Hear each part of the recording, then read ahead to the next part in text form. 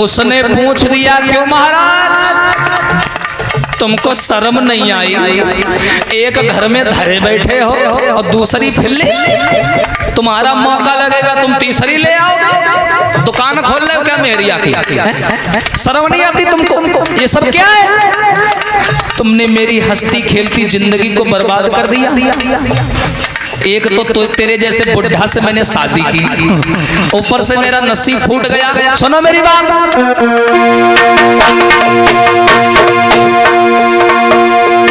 जब एक तुम्हारे रानी थी तो हमें व्यर्थ क्यों लाए हो? वो सुख भोगन को काफी थी, मोए भार झोंकी को लाए हो।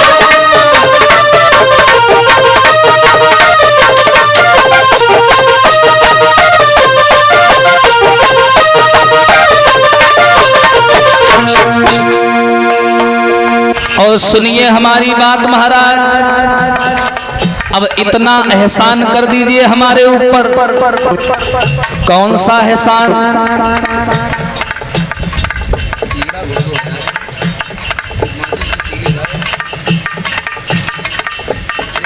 अगरबत्ती दे दो।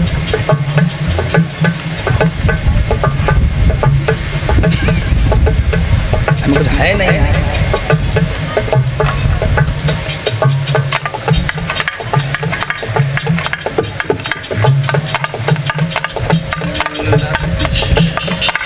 सुनिए महाराज,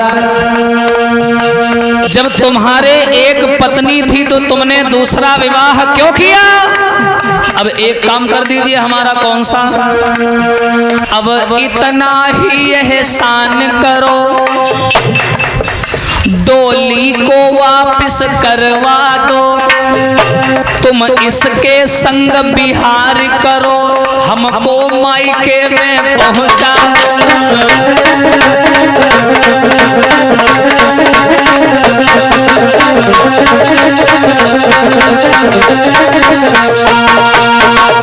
सुनिए महाराज, अरे तुम्हें शर्म नहीं आई?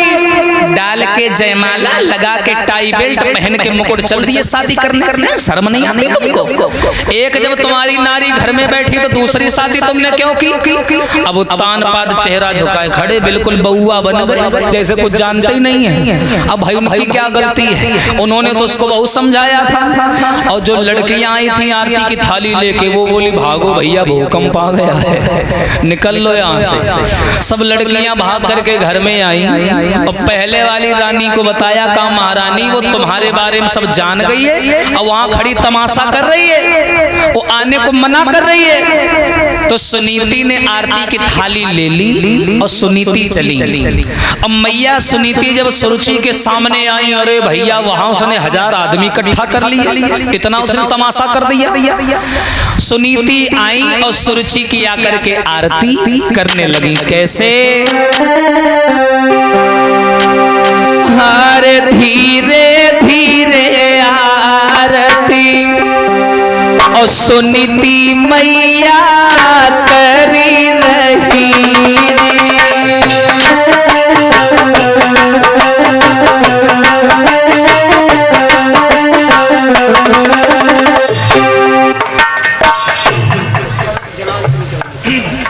और ये अंकुश जलालपुर इटौली से हैं। आपकी ओर से 11 शास्त्रीय सुमन भेंट हो रही हैं, आशीर्वाद की कामना। मैया सुनीति आरती की थाली लेकर के आई और जो नई वाली आई थी ना उसकी आरती करने लगी। अरे धीरे धीरे आरती सुनीति मैया करी रही।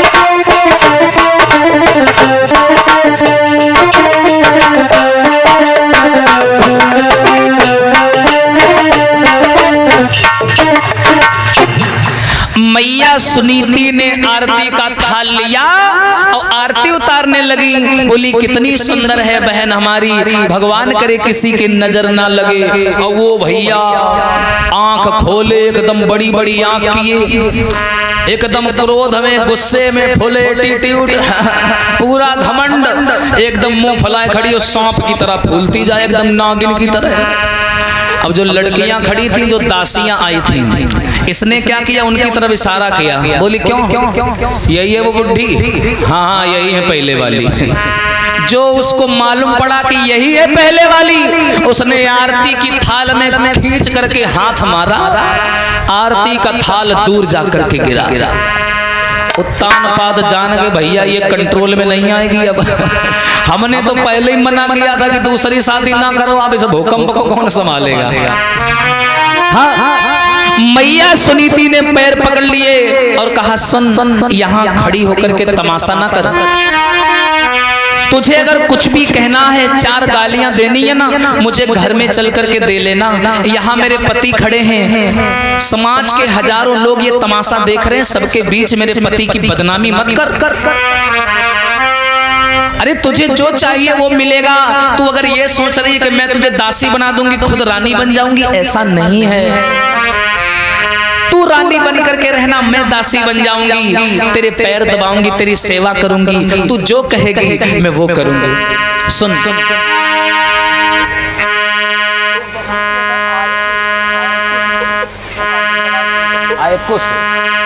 आए कुछ अब ठीक है, अब ठीक है गौतम। और ये भैया आए कुछ, यही है कि कोई और है? हे भगवान, 11 रुपया नाचना चाहें।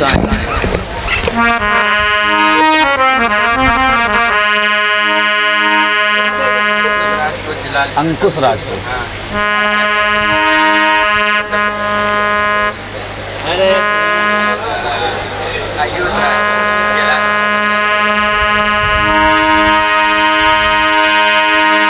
और ये आयुष राजपूत जलालपुर टोली 11 रुपए। प्रेम से बोलिए वृंदावन बिहारी लाल की। तेजी से कौन बोला था? अब देखो, मैया सुनीति ने केवल इतना ही कहा कि मैं दासी बन जाऊंगी, तू रानी बन जाना। लेकिन सुन, 2 रोटी मोए देती रही हो, मैं तेरो लला खिलाऊंगी। अरे सारे घर को काम करें और भोजन तो ये बनाऊंगी।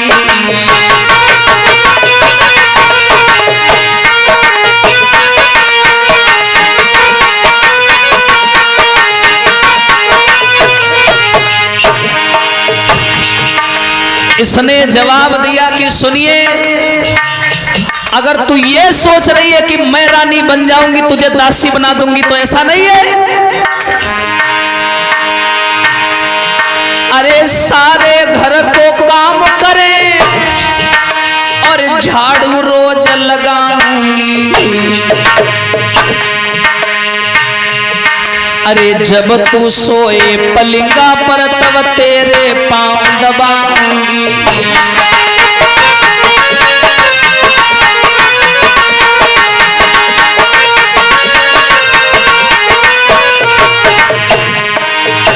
सुनो मेरी बहन, मैं क्या बताऊं तुमसे, यहाँ खड़े होकर के तमाशा ना करो।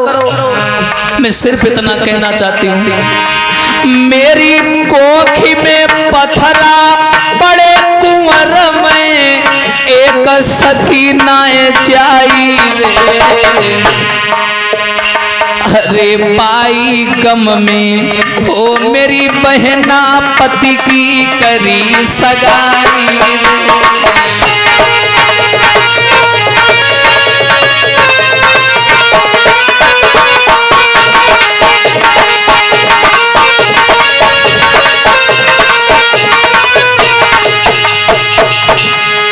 मैंने कोई शौक में अपने पति का विवाह नहीं किया है, मेरे संतान नहीं कोई पैदा हुई, इसी लालच में आकर के मैंने अपने पति का दूसरा विवाह किया। और मेरी साउंड वाले भैया से निवेदन है, अपने पास ज्यादा स्टाफ को मत बैठाओ, जो आपके साथ में केवल उनको बैठाओ, बाकी हटाओ यहाँ से। इतनी जगह नीचे पड़ी है, बैठो जाके। जो आपके साथ में काम कर रहे हैं उतने लोगों को बैठाओ, बाकी सबको हटा दीजिए।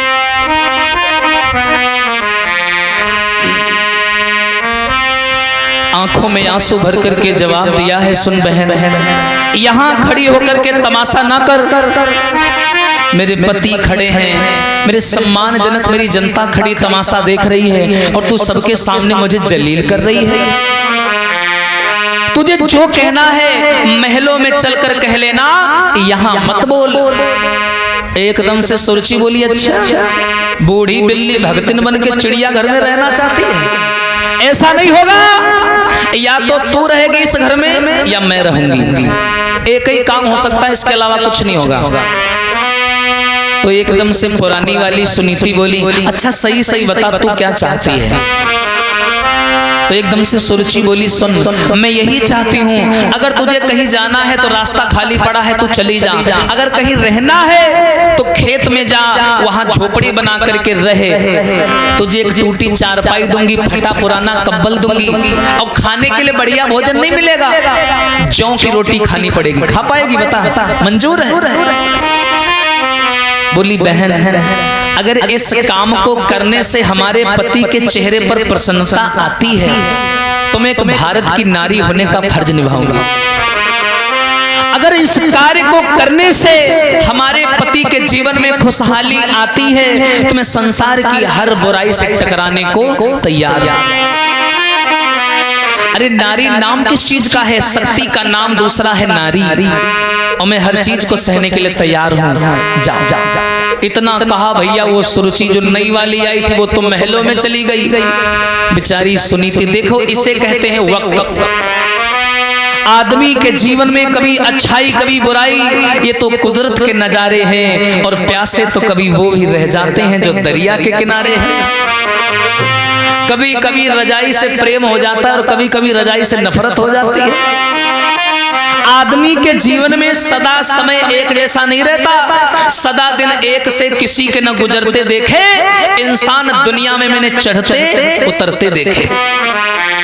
करते थे जो एक दिन लाखों का लेना देना, एक दिन पैसा पैसा को हाथ फैलाते देखे। सदा दिन एक से किसी के न गुजरते देखे। करते थे जो न्याय दूसरों का जज बनकर, एक दिन उन्हीं को कटघरे में खड़े देखे। सदा दिन एक से किसी के न गुजरते देखे। करते थे जो इलाज दूसरों का डॉक्टर बनकर, एक दिन उन्हीं को हॉस्पिटल में पड़े देखे। सदा दिन एक से किसी के न गुजरते देखे। बड़े बड़े ब्राह्मण जो दूसरों का भाग्य बताते हैं कि आज आप मरोगे कल मरोगे, लेकिन वो कब मर गए उनको पता ही नहीं चला। हाँ, ऐसा क्यों है भैया? जरा सुनिए। अरे आशाओं का हुआ खात्मा और दिल की तमन्ना बनी रही, और जब परदेसी हुआ रवाना और सुंदर काया पड़ी रही। हाँ, सुंदर काया पड़ी रही।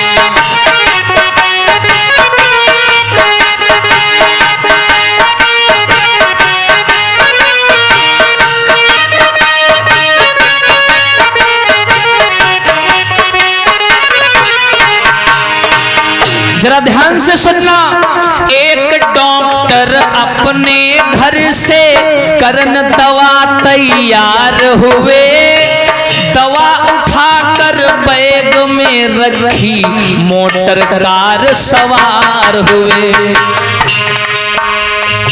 एक डॉक्टर दवाई करने चला हो, एक डॉक्टर अपने घर से करन दवा तैयार हुए, दवा उठाकर बैग में रखी, मोटर कार सवार हुए। और अरे फिसली बाइक गिरे गड्ढे में, दवा बैग में धरी रही।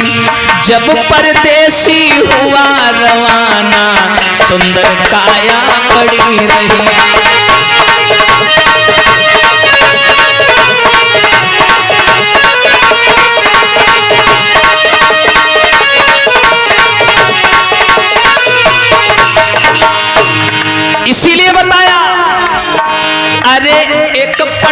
जी अपने घर में पत्रा देखा करते थे, जन्म मरण की जन्म कुंडली लेखा जोखा करते थे।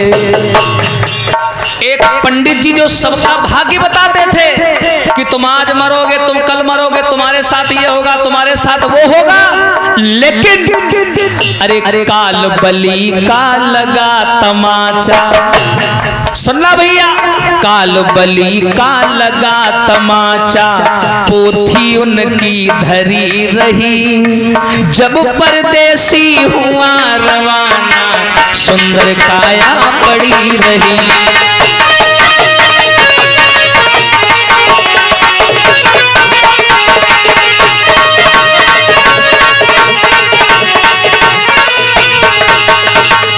आशाओं का हुआ खात्मा, दिल की तमन्ना बनी रही, और जब परदेसी हुआ रवाना तो सुंदर काया पड़ी रही। सारे रिश्ते नाते सब यहीं जुड़ते हैं, यहीं टूट जाते हैं। जिनको अपना समझते हैं अक्सर बीच सफर में वही छूट जाते हैं। इसलिए ना किसी के पैदा होने की खुशी मनाओ, ना किसी के मरने का शोक करो। इसे स्वार्थ नहीं कहते हम। भगवान की माया इतनी प्रबल है कि हम लोग माया में फंसी जाते हैं। कहीं बेटे का मोह, कहीं बेटी का मोह, कहीं पत्नी का मोह, कहीं पति का मोह, कहीं प्रेमी का मोह, तरह तरह के मोह संसार में हमें बंधनों में जकड़े हुए हैं। इसीलिए हम लोग भविष्य के उस मार्ग पर नहीं आ पा रहे हैं जहां हमें सफलता चीख चीख करके बुला रही है कि आ जाओ, और हम लोग वहां नहीं पहुंच रहे हैं। मैया सुनीति अंदर गई और राजाओं वाले कपड़ा सब उतार करके फेंक दिए, भिखारियों वाले पुराने कपड़ा पहन लिए। जरा ध्यान से सुनना, मैं उस सुनीति की बात कर रहा हूं जो कभी देहरी के बाहर नहीं निकली, जिसका शरीर ना सूरज ने देखा न चांद ने देखा, किसी ने नहीं देखा। आज वो सुंदर सी नारी, सुंदर सी महलों के अंदर रहने वाली अंधेरे में वो बेचारी आज बाहर निकली तो गांव के लोग तमाशा देख रहे हैं। जैसे ही बाहर आई, उत्तान पाद खड़े खड़े रो रहे थे। उत्तान पाद ने पास में बुलाया, बोले सुनो, मैंने तुम्हें पूरी रात समझाया कि दूसरी शादी ना करवाओ, पर तुमने मेरी एक भी बात नहीं मानी। आज तुम हमसे अलग हो रही हो तो क्या हमें सुख हो रहा है, अच्छा लग रहा है? नहीं, बहुत तकलीफ हो रही है। तुमने आधी जिंदगी हमारे साथ बिताई है। अरे क्या भरोसा, जो सम्मान तुमसे हमें अभी तक मिल रहा था वही सम्मान जो नहीं आई है उससे मिलेगा, क्या भरोसा है? मैं जब तक शिकार खेल करके लौटता नहीं था, 12-12 बज जाते थे, तुम मेरा इंतजार करती थी घर में, भोजन तक नहीं करती थी मेरे चक्कर में। क्या यही सम्मान वो दे पाएगी? सुनीति बोली, महाराज अभी वो बच्ची है, उसे प्यार से समझाओगे ना वो सब समझ जाएगी, वो जैसे चाहोगे ना वैसे चलेगी। और इतनी बात कहने के बाद में सुनीति बोली, महाराज आप जाओ, बहन के साथ में प्रेम से रहना।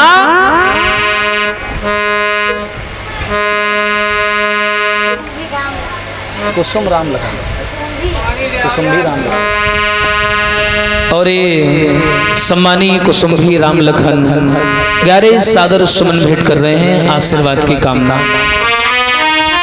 आज मैया ने उत्तान पाद को तो विदा किया और एक बात बोली है, सुनो महाराज, शायद किस्मत को हमारा तुम्हारा साथ यहीं तक मंजूर था। रही जिंदगी तो मिलेंगे दोबारा, रही जिंदगी तो मिलेंगे दोबारा, मिलन था यहीं तक हमारा तुम्हारा। सुनो महाराज, किस्मत से ज्यादा और कर्म से अधिक मनुष्य को कुछ नहीं मिलता। आप कितना भी हाथ पैर मार लो, वो जितना चाहेगा उतना ही मिलेगा। रही जिंदगी तो मिलेंगे दोबारा, मिलन था यहीं तक हमारा तुम्हारा।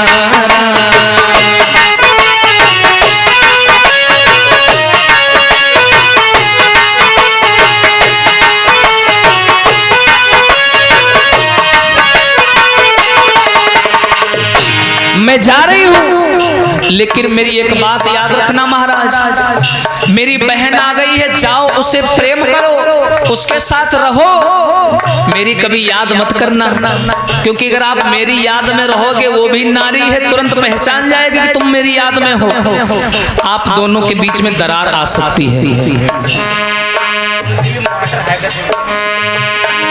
और ये कुलदीप माटर हैदरपुर इटोली से हैं, 51 रुपए भेंट कर रहे हैं। धर्म के सिक्कों को धीरे धीरे जोड़ना, मिले लाख दुख लेकिन धर्म नहीं छोड़ना। सुनिए महाराज, धर्म के सिक्कों को धीरे धीरे जोड़ना, मिले लाख दुख लेकिन धर्म नहीं छोड़ना। किया है प्रभु ने हमसे किनारा, किया है प्रभु ने हमसे किनारा, मिलन था यहीं हमारा तुम्हारा।